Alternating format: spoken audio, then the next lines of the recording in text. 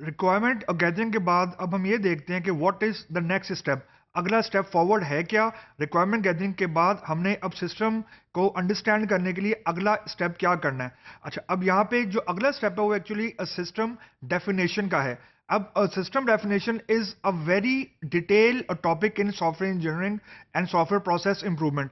लेकिन हम इस कोर्स के अंदर डेटाबेस डिजाइन के कॉन्टेक्स्ट में देखते हैं कि सिस्टम डेफिनेशन क्या चीज है, और डेटाबेस डिजाइन के अंदर how this thing is helpful, और मोस्ट इंपॉर्टेंटली कि ये रिक्वायरमेंट इंजीनियरिंग से डिफरेंट कैसे है। क्योंकि जो रिक्वायरमेंट इंजीनियरिंग हमने की है अभी, उसके अंदर हमें एक हाई लेवल अंडरस्टैंडिंग समझ आ गई है सिस्टम की, कि सिस्टम के फ्लोज क्या हैं या सिस्टम एक्चुअली काम कैसे कर रहा है।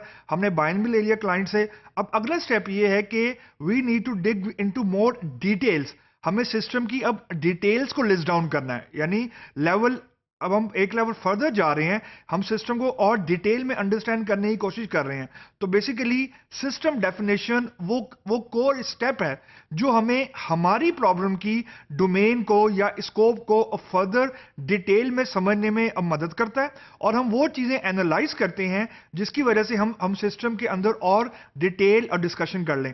ये स्टेप इसलिए भी जरूरी है क्योंकि जो रिक्वायरमेंट के बाद जो डिजाइन का फेज है, जो इंप्लीमेंटेशन का फेज है, मतलब जो कोडिंग का फेज है, जो क्यूए का फेज है, जो यूएटी का फेज है, इन सारे फेजेस की जो इनपुट है वो रिक्वायरमेंट इंजीनियरिंग या एसआरएस डॉक्यूमेंट नहीं होता। वो actually system design definition document होता है, या जिसको हम लोग डिजाइन डॉक्यूमेंट बोलते हैं। तो डिजाइन डॉक्यूमेंट का जो स्टार्टिंग कंपोनेंट होता है वो सिस्टम डेफिनेशन होता है, कि डिटेल में हम ये एनालाइज करते हैं कि हमारे सिस्टम के अंदर और डिटेल्स क्या हैं जो हमें सिस्टम को फर्दर अंडरस्टैंड करने के लिए एंड सोल्यूशन को डिजाइन करने में मदद देगी। अब जब मैं सोल्यूशन डिजाइन करने की मदद की बात कर रहा हूं, तो इसका मतलब यह है कि जब मैंने एक प्रॉब्लम को अंडरस्टैंड कर लिया, अब मैंने उस प्रॉब्लम को एनालाइज कर लिया, अब अगला स्टेप ये कि I need to write down a solution to a particular problem.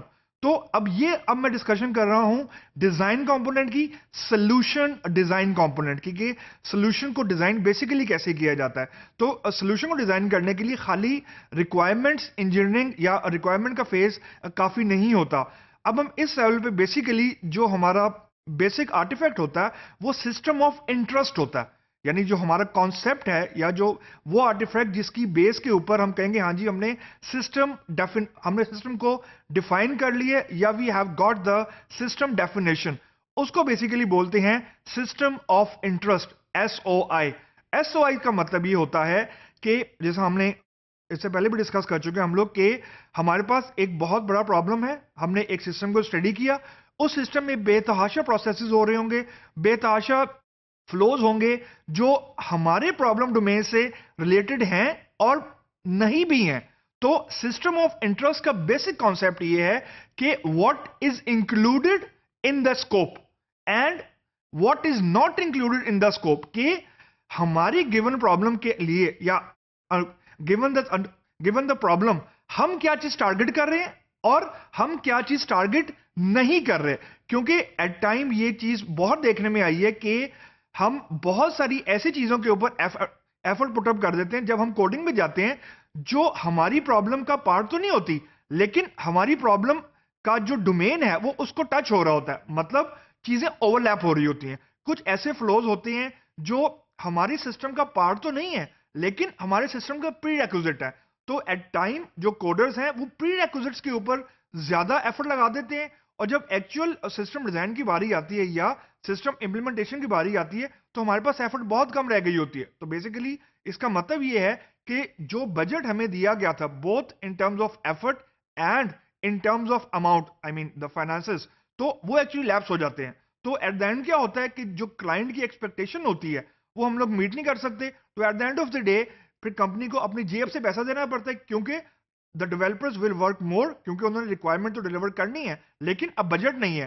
तो ये चीज बहुत इंपॉर्टेंट होती है कि हम सिस्टम ऑफ इंटरेस्ट को आइडेंटिफाई करें। सिस्टम ऑफ इंटरेस्ट की जो आउटपुट है वो एक्चुअली सिस्टम डेफिनेशन की अभी आउटपुट है। मतलब जिस तरह रिक्वायरमेंट फेज की जो आर्टिफैक्ट था वो एसआरएस था, सॉफ्टवेयर रिक्वायरमेंट स्पेसिफिकेशन, जो सिस्टम डेफिनेशन या सिस्टम डिजाइन का पहला आर्टिफैक्ट है वो एक्चुअली SOI है, सिस्टम ऑफ इंटरेस्ट। तो सिस्टम ऑफ इंटरेस्ट बेसिकली वो उस टेम्पलेट का नाम है या उस बाउंड्री का नाम है जो हमें बेसिकली ये डिफाइन करता है कि एग्जिस्टिंग सिस्टम में हमने क्या चीज डिजाइन करनी है, हमने क्या चीज सोल्यूशन, हमने किस चीज का सोल्यूशन हमने प्रोवाइड करना है, एंड नंबर 3 कि किस क्या चीज हमारी प्रॉब्लम का पार्ट नहीं है, मतलब व्हाट इज एक्सक्लूडेड। ये चीज आरएस के अंदर भी एक सेपरेट सेक्शन में अमूमन लिखी जाती है जिसको हम लोग बोलते हैं एक्सक्लूजन। लेकिन इसको फर्दर डिफाइन करने के लिए, मतलब फर्दर अंडरस्टैंड करने के लिए, हम सिस्टम डिजाइन लेवल पे भी हम लोग ये चीज देखते हैं कि क्या चीज हमने टारगेट नहीं करनी, नंबर 1। नंबर 2, किस चीज के ऊपर एफर्ट नहीं लगानी। अगर कोई एक स्टेप, स्टेप नंबर 2 का फॉर एग्जांपल प्री रिक्विजिट है स्टेप नंबर 1, तो we need to first identify it कि क्या स्टेप नंबर 1 हमारी डोमेन में है, यानी are we suppose to spend effort on step number 1 और it is to be done by some third party, और हमने उसकी बेसिस के ऊपर आगे चलना है।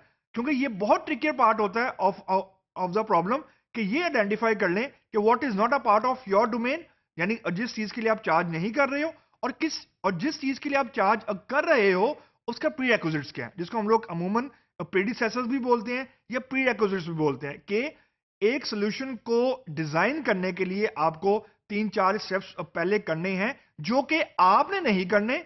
These 4 steps will be assumed to be done by some extra party or some third party, तो आपने उस चीज के ऊपर एफर्ट नहीं लगानी।